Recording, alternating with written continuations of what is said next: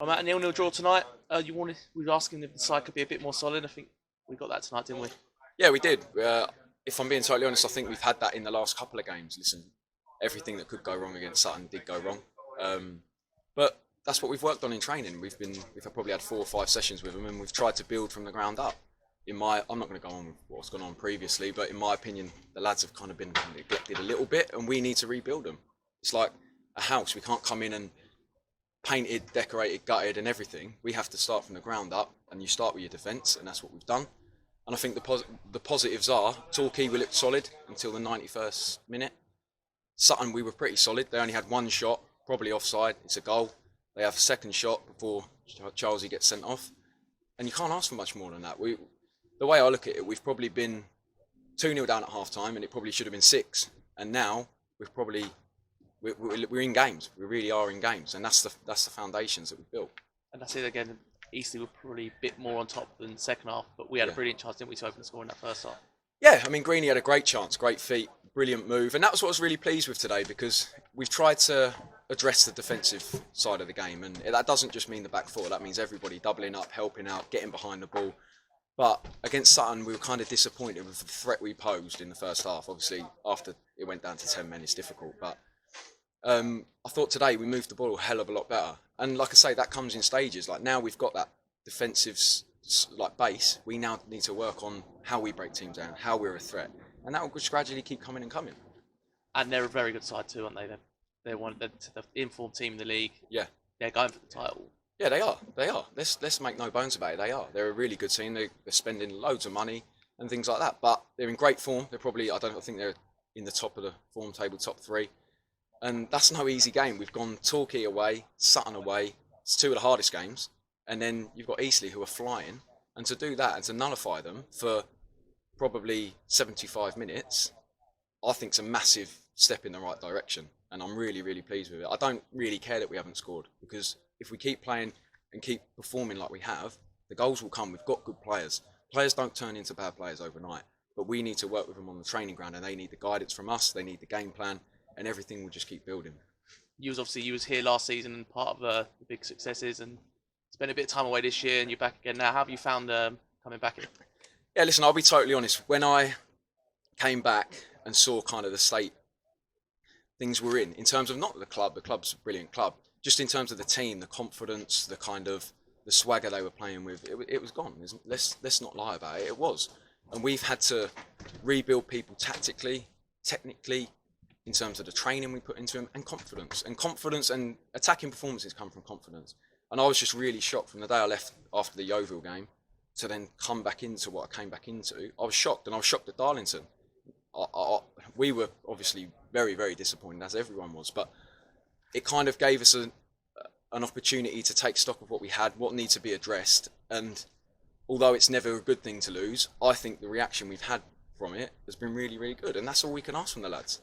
They have worked so hard for us. We can't ask for more than that. I was going to say it's a bit of a baptism of fire, wasn't it? But the progression is clear for all to see. Yeah, since listen, that game. I think it is, but people might have their own takes on it and want us to be more attacking and things like that. But like I say, any good foundations are built from the ground up, and we can't go in and go gung-ho, fullbacks overlapping and all them things. We've got to keep our back four together.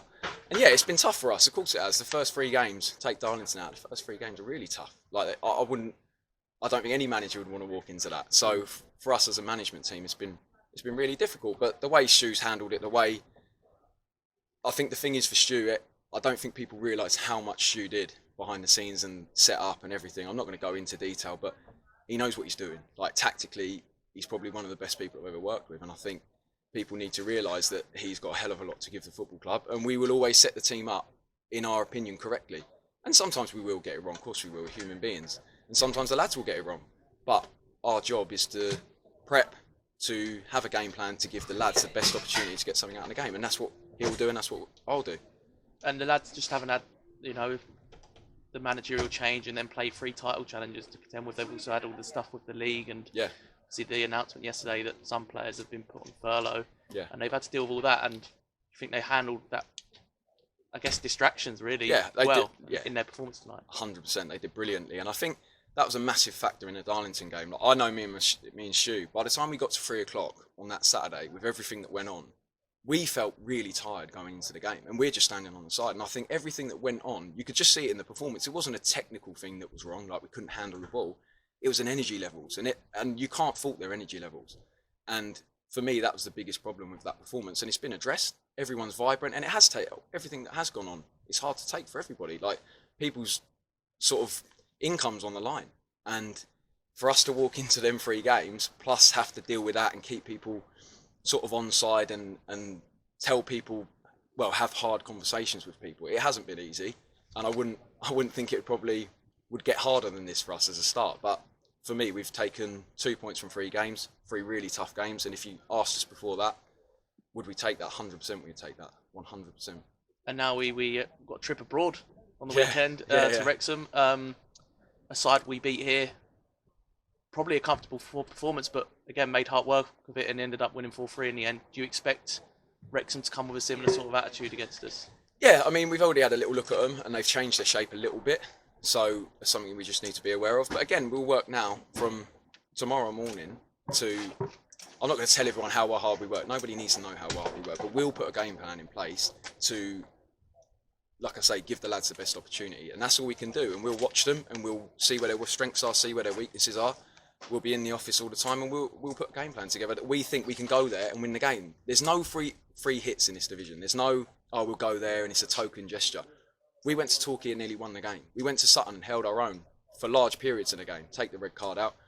And there's no free hits. You shouldn't go into any game thinking there's a free hit, because we've got to win games and we've got to get points. And we're not playing Man City. We're playing Wrexham. No disrespect to Wrexham. They're in this league for a reason. We're in this league for a reason. We can't have that mindset, because for me, that goes through the club, it goes through the players, it goes through the fans. The fans don't want to hear that. They want to hear we're going to go there and we're going to try and get 3 points. And if we can't get 3 points, we'll get a point. And that's the way we will approach every game now. Same way we approached today. We could have come in and said, we'll just take a point. In the end, you come away, yeah, a point's good. But we went there, we tried today to win the game, and we'll go and try and win the game on Saturday. Okay, thanks for your time, Matt. Cheers, Chris.